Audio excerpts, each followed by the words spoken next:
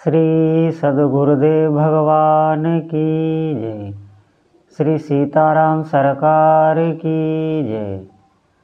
श्री राधा रमण लाल की जय। श्री राधा वल्लभ लाल की जय।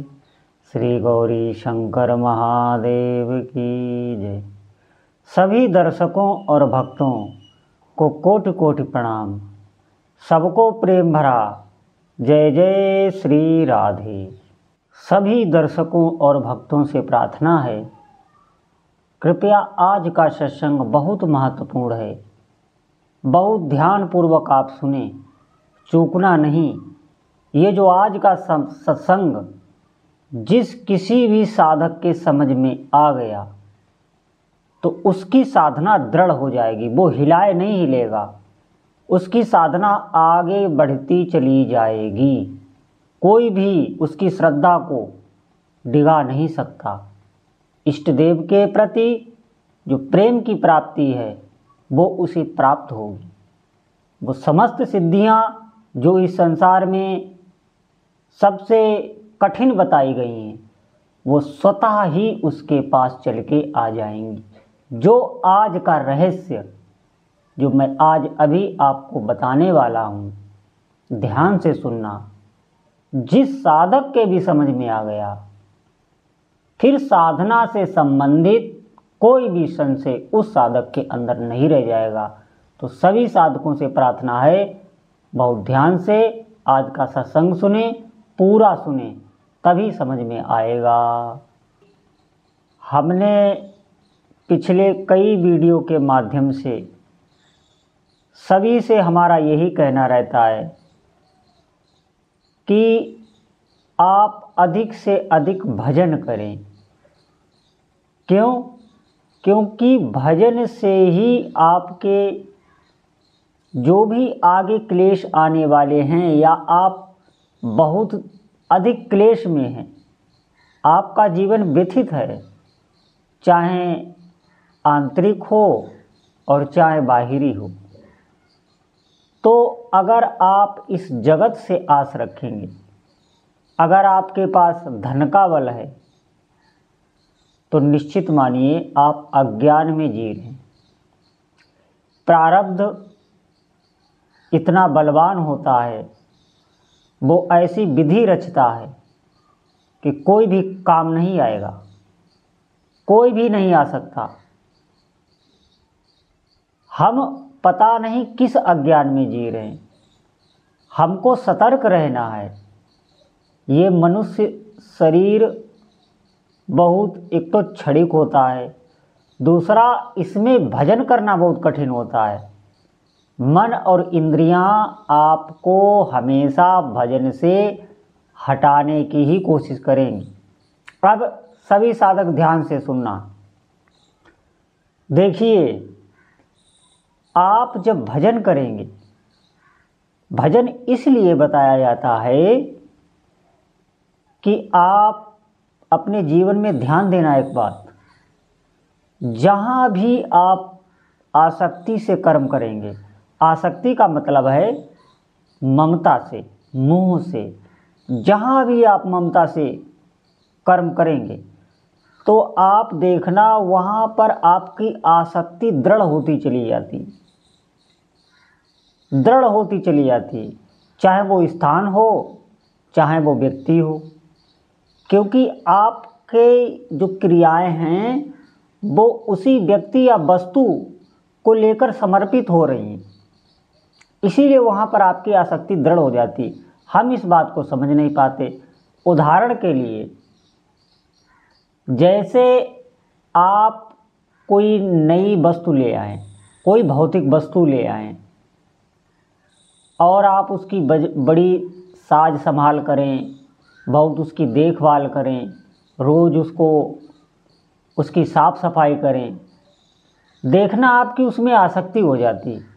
फिर कोई व्यक्ति आके अगर उसको कुछ नुकसान पहुंचाता है तो हम अंदर से इतना व्याकुल हो जाते हैं, इतना व्यथित हो जाते हैं।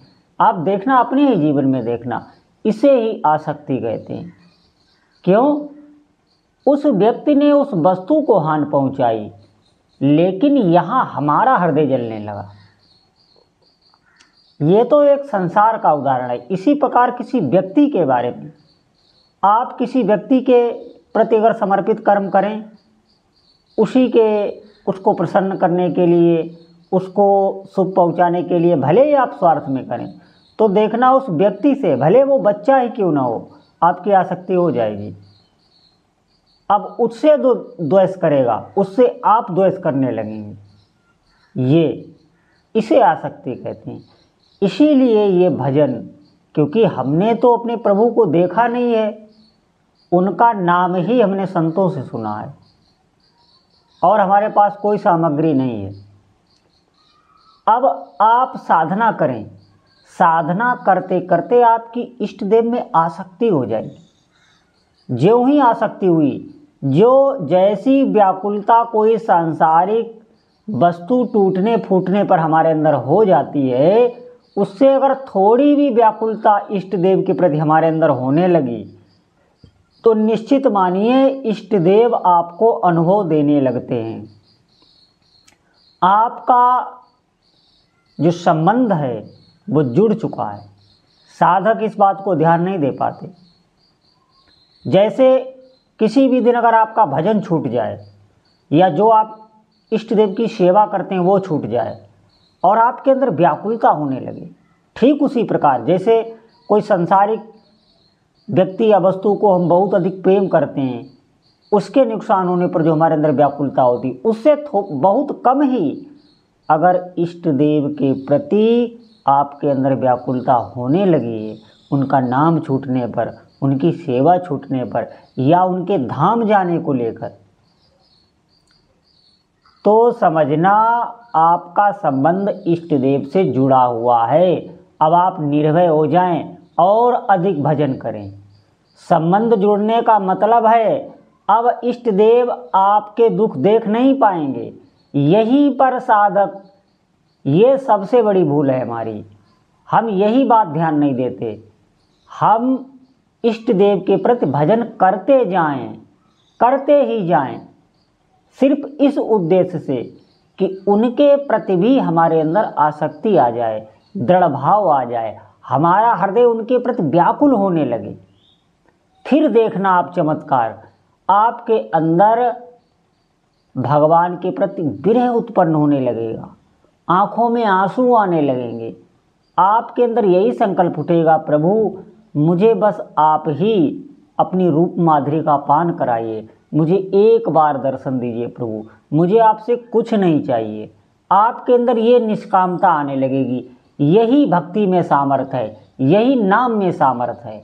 निश्चित मानिए इस संसार में जैसे हम मज़े से रह रहे हैं, हम बिल्कुल भूले हुए हैं कि हमारा उद्देश्य क्या है। यही माया की चाल है। जैसे कसाई बाड़े में आप देखना पशुओं को रखा जाता है, उनको सुंदर पंखा, पानी, घास सबकी व्यवस्था की जाती है।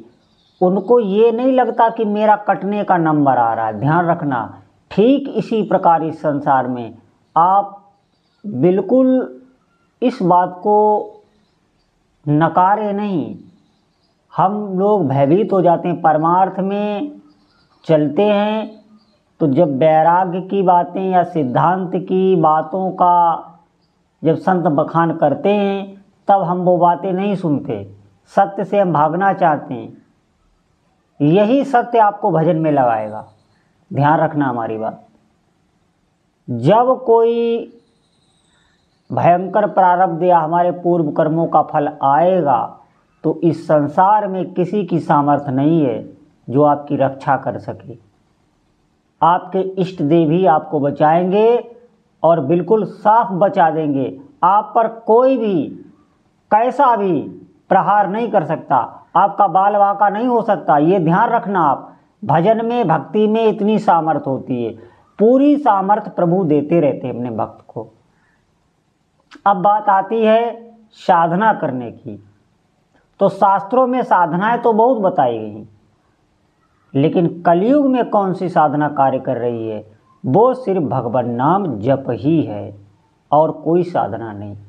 सच मानिए, मैंने बहुत संतों को देखा है जो एकांत में, कोई कोई तो एक टाइम भी भोजन नहीं करते, भजन में ही रत हैं। ऐसा अपार भजन का उन्हें सुख मिल चुका है। अब वो इस धरती पर रहते हुए भी सीधे ठाकुर जी से जुड़े हुए। ये सब कपोल कल्पनाएं नहीं है, ये भजन का प्रताप है। वही मैं आपको बताने चाह रहा हूँ। आप गृहस्थी में हैं, आप नौकरी व्यापार में हैं, कहीं भी आप हैं, कैसे भी आप हैं, आप भजन कर सकते हैं, नाम जप कर सकते हैं। कोई ये नहीं कह सकता कि मैं नाम जप नहीं कर सकता। क्यों? क्योंकि इसमें कोई अशुद्धि है ही नहीं। आप कोई भाव भी नहीं है, आप किसी भाव में, आपका मन जाने दो उसे। आप मन के चक्कर में ना पड़ें, आप नाम के चक्कर में पड़ें। कहाँ जाएगा मन? कितने दिन जाएगा? नाम में इतनी सामर्थ्य है कि इस मन को जबरदस्ती प्रभु के चरणों में बांध देता है। ये मैं आज आपको सत्य बता रहा हूँ। इतनी सामर्थ्य भगवान नाम में है। पूरे अंतःकरण को एक जगह एकत्रित करके और प्रभु के चरणों में समर्पित कर देता है। और आप कहने लग जाएंगे कि मेरे सिर्फ इस जगत में हैं तो मेरे इष्ट देव ही हैं, मेरे प्रभु ही हैं और मेरा कोई नहीं। और जिस दिन आपके अंदर ये भाव आ गया, सच मानिए आपका आत्मसमर्पण हो चुका है।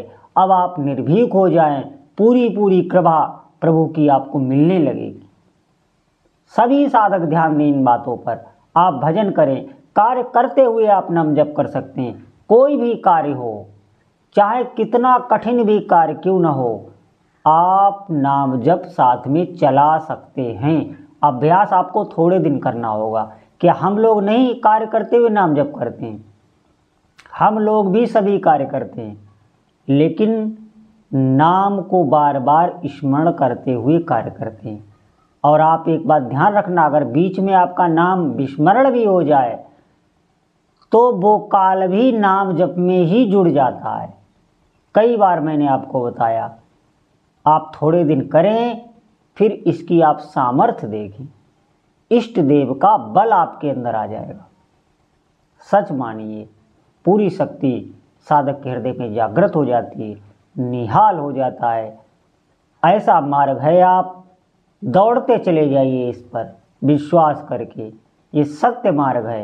एक एक नाम आपके काम आएगा, एक एक नाम आपके काम आएगा। सभी साधक से प्रार्थना है कि आप भगवान नाम में लगें। जो भी आपके इष्ट देव हैं, आप उनका नाम जप करें और फिर अपना आप जीवन देख लें। आपका अंतःकरण ही बदल जाएगा। ये भगवान की जो त्रिगुणमयी माया है, उससे हमारा अंतःकरण प्रभावित रहता है, लेकिन नाम भगवान की सामर्थ्य से उसका कोई भी प्रभाव नहीं पड़ेगा। आपके हृदय में आनंद की बाढ़ हमेशा रहेगी, उत्सव रहेंगे, आप धन्य हो जाएंगे। सच मानिए, आपको चलना है, आज से ही आरंभ करना है। सभी भक्तों से प्रार्थना है कि अधिक से अधिक नाम जप करें, अपने प्रभु का स्मरण करें, उनकी सेवा करें, तो आपकी आसक्ति उनमें बढ़ती चली जाएगी। और आसक्ति बढ़ती चली जाएगी, संबंध बढ़ता चला जाएगा, आपका जीवन धन्य हो जाएगा। आपको ऐसा साथी मिल जाएगा जो कभी आपका साथ नहीं छोड़ेगा। तो सभी भक्तों से प्रार्थना है, अधिक से अधिक भगवान नाम जप करें। बोलो जय जय श्री सीताराम।